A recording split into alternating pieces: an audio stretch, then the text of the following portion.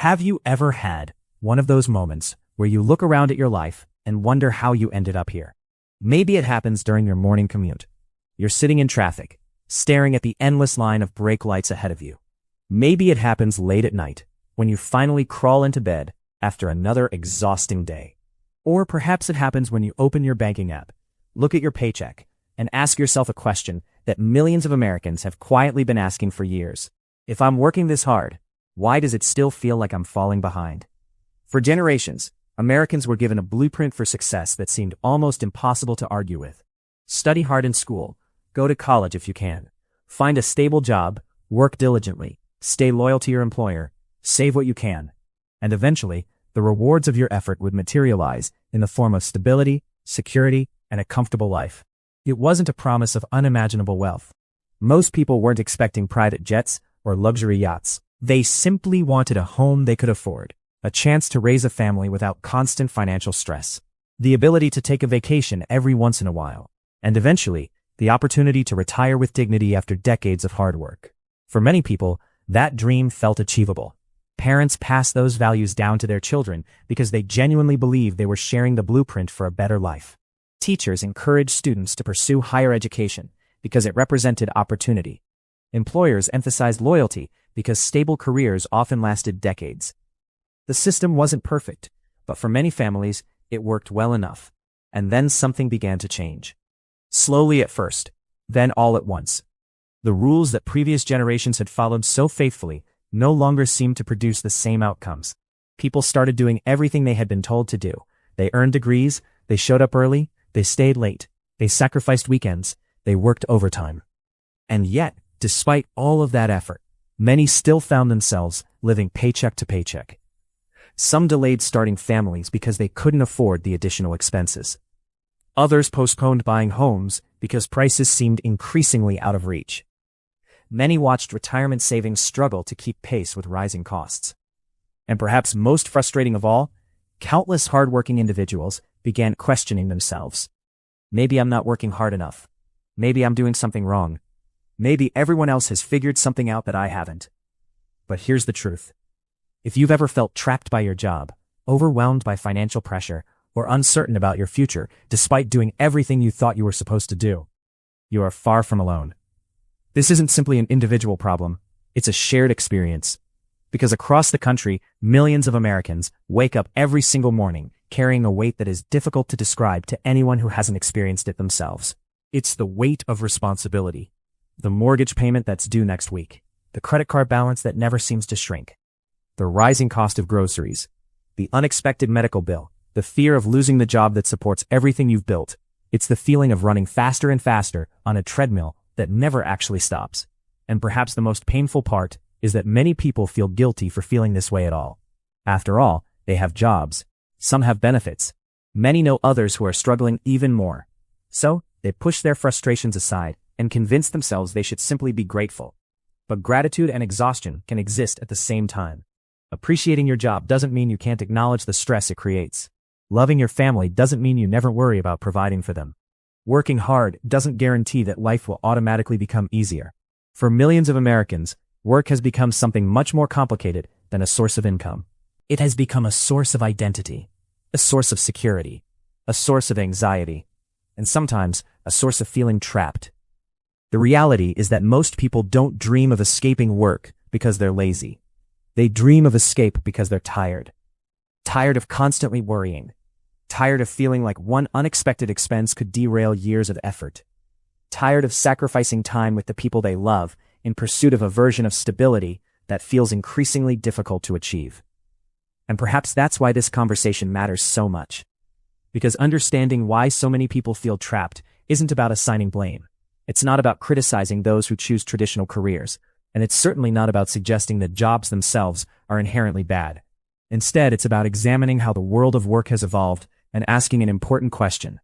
If the old blueprint no longer guarantees the same results it once did, what should the new blueprint look like? Because while the challenges facing today's workforce are real, so too is the possibility of adapting to them. But before we can understand where we need to go, we first need to understand how we got here. Because the story of why millions of Americans feel trapped by their jobs didn't begin yesterday. It began with a promise a promise that shaped generations, a promise that many people are still trying desperately to fulfill, and a promise that may need to be redefined for the world we live in today. If the promise of hard work leading to stability once felt so attainable, what changed? The answer isn't simple. There wasn't a single moment when everything shifted overnight. Instead, countless small changes gradually reshaped the lives of millions of workers. And perhaps one of the biggest changes of all was this: the cost of simply existing began to rise. Think about what everyday life requires: a place to live, food on the table, reliable transportation, healthcare when something goes wrong, the ability to save for the future. These aren't extravagant luxuries, they're the foundations of a stable life. Yet, for many Americans, maintaining those foundations has become increasingly difficult. The paycheck arrives, bills get paid, groceries get purchased, unexpected expenses appear, and suddenly there isn't much left. Many workers haven't experienced financial collapse. Instead, they've experienced something much more subtle: financial suffocation. The feeling of constantly staying afloat without ever truly moving ahead. You work, you earn, you spend, you repeat, and somewhere along the way, life starts to feel less like a journey and more like an endless cycle. Perhaps that's why so many people describe themselves as being stuck. Not because they lack ambition, but because despite their best efforts, meaningful progress feels increasingly difficult to achieve. Then there's another reality that many workers quietly struggle with: burnout. For previous generations, work often had clearer boundaries. You went to the office, you completed your responsibilities, you returned home. Today, those lines have blurred. Technology has created incredible opportunities, but it has also made it easier than ever for work to follow people everywhere. Emails arrive after dinner, notifications interrupt weekends, deadlines extend into evenings. The expectation of constant availability gradually becomes normalized. And because everyone else appears to be keeping up, many people convince themselves that exhaustion is simply part of being successful. But human beings were never designed to operate at maximum capacity indefinitely. Eventually, the cracks begin to show. The hobbies that once brought joy disappear. Time with loved ones becomes increasingly limited. Sleep suffers. Stress becomes constant background noise. And people begin asking themselves a question they never expected to ask. Is this really what life is supposed to look like? For some, the answer feels deeply unsettling, because despite working harder than ever before, they don't necessarily feel more secure. In fact, many feel less secure, and perhaps that's because another part of the traditional blueprint has changed: the idea of stability itself. For decades, many workers believed loyalty would be rewarded. Stay with one company, work diligently, advance steadily, retire comfortably. But today's workforce operates within a much different reality. Industries evolve rapidly. Technology transforms entire professions. Companies restructure. Economic downturns create uncertainty. Layoffs affect individuals regardless of talent, dedication, or years of service. None of this means jobs lack value. Far from it. Work provides income, purpose, structure, and opportunities for growth. But relying entirely on a single source of income in an increasingly unpredictable world can create a vulnerability that previous generations may not have anticipated. Imagine trying to balance your entire life on a single pillar. As long as that pillar remains strong, everything feels stable. But if that pillar begins to shake even slightly, the fear becomes impossible to ignore. What happens if I lose my job? What happens if my industry changes? What happens if circumstances beyond my control alter everything I've worked for? For millions of Americans, these aren't hypothetical questions. They're quiet worries carried every day. Worries that influence decisions. Worries that shape career choices. Worries that keep people awake at night. And perhaps that's why the feeling of being trapped can become so powerful. Because it's rarely about disliking work itself. More often, it's about fearing the consequences of losing the stability that work provides. People stay because they have responsibilities. Children who depend on them. Parents who rely on them. Bills that must be paid. Commitments they've worked years to build. Walking away isn't always an option. And starting over isn't always simple. So they continue, day after day, week after week, year after year, hoping that eventually the pressure will ease, that life will become less stressful, that security will finally arrive. But for many people, tomorrow begins looking remarkably similar to yesterday. The same commute, the same obligations, the same quiet question, lingering beneath the surface. Will it always be this way? Perhaps that's the most important question of all. Because if millions of hardworking people are experiencing similar struggles despite making responsible choices, maybe the conversation shouldn't focus solely on individual effort. Maybe it should also explore adaptation, because while we cannot control every economic trend, technological advancement, or corporate decision, we can control how prepared we are to navigate them. And understanding that distinction may be the first step toward reclaiming a sense of possibility. Because while the old blueprint may no longer guarantee certainty, that doesn't mean people are powerless.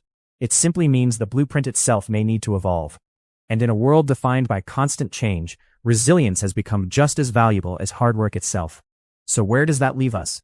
If the traditional blueprint no longer guarantees the same outcomes it once did, what are people supposed to do? The answer isn't to panic, and it certainly isn't to give up. Because despite all of the challenges we've discussed, there is something incredibly important that history continues to demonstrate. Human beings adapt. Previous generations adapted to industrial revolutions, technological transformations, economic recessions, entire industries disappearing, and new ones emerging. And today's generation has the capacity to adapt as well. But adaptation requires awareness, it requires intention, and perhaps most importantly, it requires accepting a difficult truth. No one is coming to rescue us financially, not our employers, not the government, not luck. As uncomfortable as that realization may be, it can also be incredibly empowering.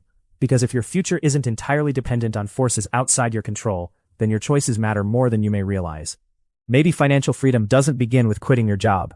Maybe it begins with understanding your relationship with money, understanding where it goes, understanding what it's capable of doing, understanding how small decisions, repeated consistently over time, can gradually transform entire lives. For some people, that journey begins with building an emergency fund, not because it solves every problem, but because having even a small financial cushion can provide something many people haven't experienced in years: the ability to breathe. For others, the journey begins with learning, reading books about personal finance, listening to educational content during a morning commute, understanding concepts that were never taught in school, budgeting, investing, compound growth, risk management, because knowledge doesn't eliminate uncertainty, but it often reduces fear. Then there are those who begin asking another important question. What if my paycheck didn't have to carry the entire weight of my future? For decades, relying on a single source of income was considered normal, and for many people, it still is. But in an increasingly unpredictable world, diversification isn't only an investment strategy. It can become a life strategy. Developing new skills, exploring side opportunities, building additional income streams over time, not out of greed, but out of resilience, because financial freedom rarely arrives as a dramatic overnight transformation. More often, it arrives quietly. A savings account that gradually grows, debt balances that steadily decline, investments that compound patiently over years, skills developed through consistency rather than perfection. The challenge is that these changes often feel insignificant in the beginning. Progress can be frustratingly slow, especially when social media constantly exposes us to stories of overnight success. But the truth is that sustainable change usually happens beneath the surface, long before it becomes visible. Just as a tree spends years strengthening its roots before reaching impressive heights, people often spend years building financial foundations that no one else sees. The emergency fund, the budgeting habits, the uncomfortable conversations about money, the sacrifices made today to create greater freedom tomorrow. These moments rarely attract attention, but they matter. Because perhaps the greatest misconception surrounding financial freedom is the belief that it belongs exclusively to a fortunate few. That it's reserved for people born into wealth, people with extraordinary intelligence, people who somehow possess advantages unavailable to everyone else. Yet when you study countless stories of individuals who transformed their financial futures, a different pattern begins to emerge. Not perfection, consistency, not luck, intentionality, not dramatic gestures, repeated choices aligned with long-term goals. And maybe that's encouraging, because while we cannot change where we started, we often have more influence over where we're headed than we realize. Will the journey always be easy? Of course not. There will still be setbacks, unexpected expenses, moments of doubt, periods when progress feels invisible. There may even be times when the old fears resurface. The fear of instability, the fear of failure, the fear that perhaps things will never improve. But fear doesn't have to make our decisions for us. Because courage isn't the absence of uncertainty. Courage is taking meaningful action despite uncertainty. Perhaps that means opening an investment account for the first time. Perhaps it means finally creating a budget. Perhaps it means learning a new skill, having an honest conversation with a spouse about financial goals, or simply choosing to believe that a different future remains possible. Because maybe the goal was never to escape work entirely. Maybe the goal is something much deeper than that. To create options, to reduce vulnerability, to reclaim time, to build a life in which work supports your values rather than consumes them. A life where financial decisions are guided by intention rather than survival. A life where freedom isn't defined by luxury, but by choice. And maybe that's what this conversation has always been about. Not blaming ourselves for struggling within a rapidly changing world. Not romanticizing the past. Not assuming that hard work alone guarantees security. But recognizing reality with honesty while still choosing hope. Because millions of Americans may feel trapped by their jobs today. But feeling trapped doesn't mean remaining trapped forever. Every skill learned matters. Every dollar saved matters. Every intentional decision matters. Every step forward matters, no matter how small it may seem. The future isn't built all at once. It's built day by day, choice by choice, habit by habit. And perhaps 5 years from now, you'll look back on this chapter of your life and realize something remarkable. You weren't stuck. You were preparing to think differently, preparing to act differently, preparing to design a future that aligned more closely with the life you truly wanted to live. Because financial freedom doesn't happen by accident. It happens through awareness, through resilience, through consistency, and through the willingness to continue moving forward even when progress feels slow. So if you've ever found yourself questioning whether things can improve, whether the pressure you're experiencing will ever ease, whether a different future is genuinely possible, let this serve as a reminder. You are not alone, you are not powerless, and your story is still being written. Thank you for spending your time here today. If this video resonated with you, consider subscribing to Wealth Blueprint, because in a world that's constantly changing, learning how to navigate money may be one of the most valuable investments you'll ever make. Until next time, keep learning, keep growing, and keep building your blueprint for wealth.